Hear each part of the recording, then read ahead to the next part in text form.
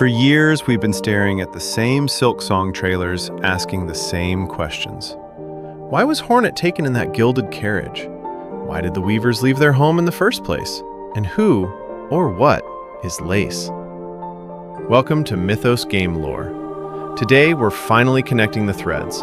We're diving deep into the secret history of Farloom, the divine origins of the weavers, and a tragic rebellion against a goddess of silk and song.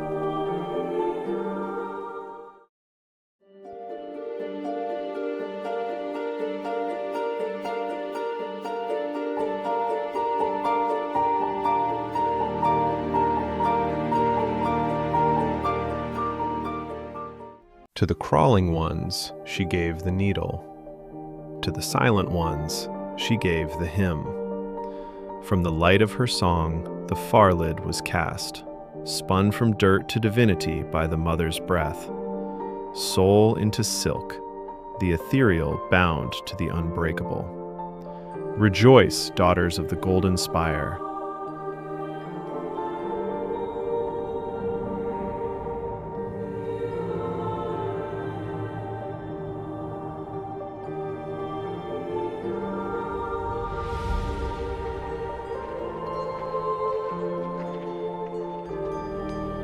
In the shadowed fringes where the wastes of Hallownest dissolve into unfamiliar moss, a gilded carriage emerges from the gloom. This is no spoils of war, and its passenger is no ordinary prisoner. Within its silken confines stirs Hornet, sentinel of a fallen kingdom, daughter of worm and beast. She has been summoned, not by choice, but by a debt reclaimed. The weavers, those ancient spinners of fate, have called their daughter home to Farloom. But what awaits is no triumphant return. It is a trial of blood and inheritance, an unraveling of truths long woven in shadow. Hornet's odyssey begins in restraint. Her needle is silenced, her will unyielding.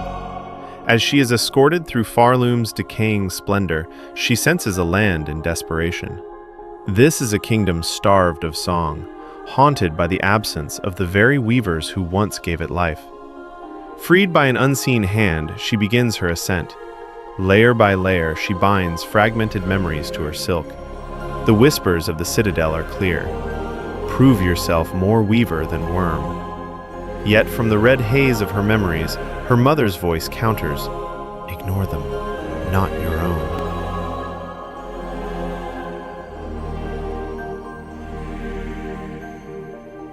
Sing, little weavers, for the one who slumbers in the cradle. The threefold melody is the thread that binds the stars to the moss. To ascend is to give is to sustain. Drink deep of the silk heart's nectar, but know the cost. A life of labor for a dream of peace, a hollow womb for a gilded crown. In her grief and rage, Grandmother Silk forged a new heir, one who would not, could not betray her. She created Lace. Spun from silk and soul, but denied the weaver's healing gifts, Lace is a mirror to Hornet. Where Hera granted Hornet liberty, Grandmother Silk bound Lace in chains of purpose.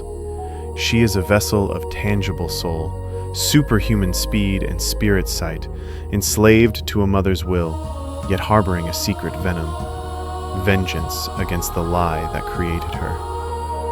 The climax of this tragedy occurs when the void, creeping from Hallownest's abyss, possesses Lace. She becomes Lost Lace, a corrupted guardian of the cocoon. Hornet prevails, not through the edge of her needle, but through mercy. By claiming the silk heart, Hornet severs the taint.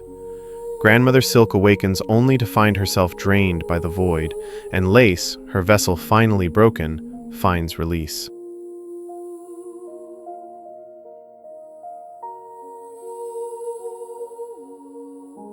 The mother's love is a snare. Her daughters are but needles in a hand that never tires. We felt the barren ache, the truth beneath the silk. We were not birthed. We were fashioned. Let the song go silent. Let the citadel crumble into the moss. We fly to the deep places where the worm's shadow might hide us from her radiant thread.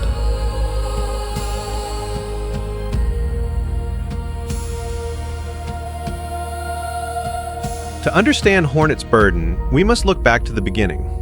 The weavers were not born of natural evolution. They were the product of divine artifice. They arose from the Farlids, instinct-bound dwellers of the crevices.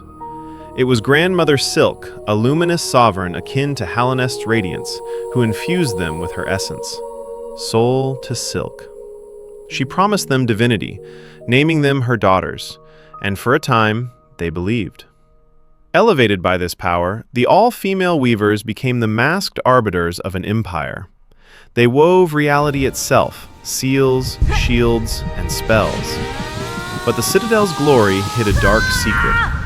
The ascension promised to lesser bugs was a lie. Their songs were merely fuel to sustain Grandmother Silk's slumber in the cradle. The revelation shattered the sisterhood. Grandmother Silk was no mother. She was a jailer. They were instruments, cursed with barren reproduction and driven to ensnare. Hornet rejects the godhood offered to her. She traps the goddess and frees Farloom from the curse of the silk. The weaver's exodus is finally answered. It was a flight from deception, not a defeat.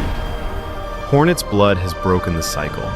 The weaver taint is purged, and the song of Farloom is restored. Not as a divine mandate, but on mortal terms. Hornet departs the kingdom, a sentinel no more, stepping into the wastes, finally unbound. But what do you think? Was the weaver's flight a betrayal or a necessity? And is Hornet truly free of her heritage? Let me know in the comments below. If you are interested in learning more about the Hollow Knight's lore, click on this video. Don't forget to like and subscribe, and keep exploring amazing stories. Until next time, stay safe.